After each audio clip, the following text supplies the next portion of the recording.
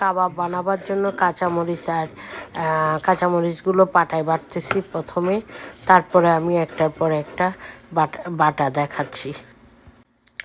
ভাবতে পারেন আমি আমেরিকা থেকে পাটায় বাটে এই কাবাব বানাইতেছি। এটা অ্যাকচুয়ালি কয়জনে করতে পারে আমি জানি না, বাট আমি করতেছি।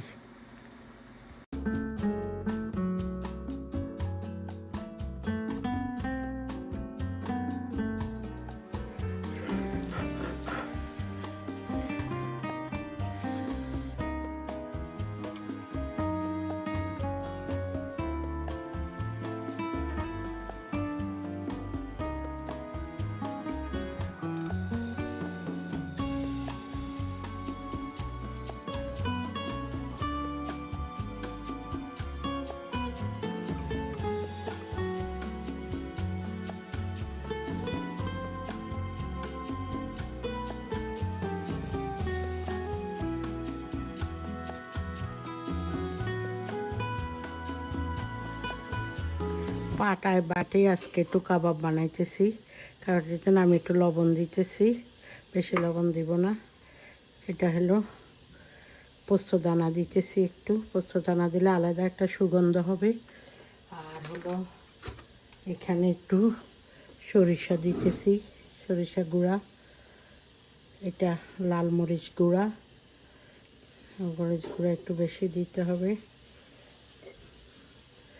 এটা হলো গরম মশলা, এটা জিরা ধনিয়ার গুঁড়া, এটা হলো দারচিনির গুঁড়া, এটা এলাচির গুঁড়া। এই আমার এখন এখানে একটু অস্টার সস দিব, এই যে অস্টার সসটা দিব একটু। অস্টার সসটা দিলে আলাদা একটা টেস্ট আসে এটাতে।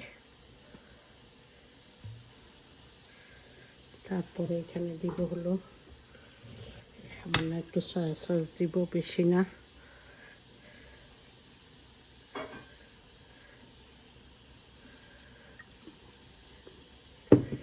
তারপরে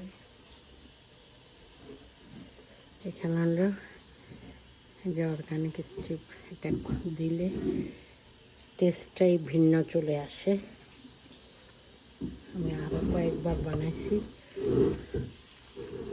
এখন এটা মাখাবো।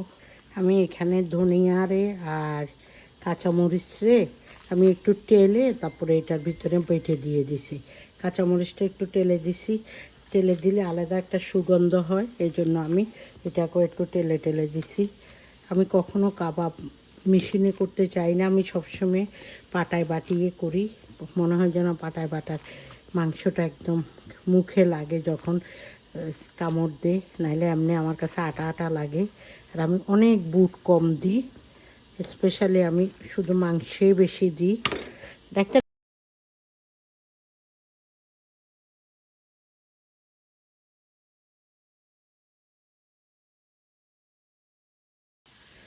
আমার এটা বানানো হয়ে গেছে। তবে কাবাবগুলোরে আপনারা খুব ভালো করে মিক্সড করতে হবে, তাহলে কাবাবের বার্নিংটা খুব ভালো হয়। এবং এটারে আপনারা এরপরে যখন বিস্কিটের গুঁড়া দিয়া এটা আপনার ডিপে রেখে দিলে, আমি একটু বেকিং সোডাও দিলাম, তাহলে একটু মানে ইয়েটা হয়, ফুসফুসে হয়, মানে ফুলা ফুলা ভালো হয়। আর এটা আপনারা যদি ইচ্ছা করেন আপনারা 1-2 মাসও এটা ফ্রিজে রেখে খেতে পারবেন, কোনো সমস্যা হবে না, বিকজ এটার ভিতরে কোনো পানি জাতীয় কিছুই নাই। আর যখন ফ্রিজে রাখবেন তখন চেষ্টা করেন এটার সাথে কাঁচা ডিম না দেওয়ার জন্য, কাঁচা ডিম না দিলেই ভালো। আর যদি মনে করেন যে এটা রেগুলারই আপনারা সাথে সাথে খেয়ে ফেলবেন, তাহলে কাঁচা ডিম দিয়েই করেন। তবে আমি যখন করি, আমি যখন আমি ফ্রিজে রাখি, আমি ওটার সাথে ডিম দিয়ে রাখি না, শুধু এমনি করে রাখি, পরে আমি ডিমের মধ্যে ভাজি, ডিম বিস্কিটের গুঁড়া দিয়ে ভাজি। বাট এটার টেস্টটাই অন্যরকম একটা হয় যদি আপনারা পাটায় বেটে স্পেশালি পাটায় বাটার কাবাবগুলোই আলাদাই মজা হয়। আমার এই কাবাবটা সবাই খুব পছন্দ করে খায়, এই জন্য আমি খুব হ্যাপি ফিল করি।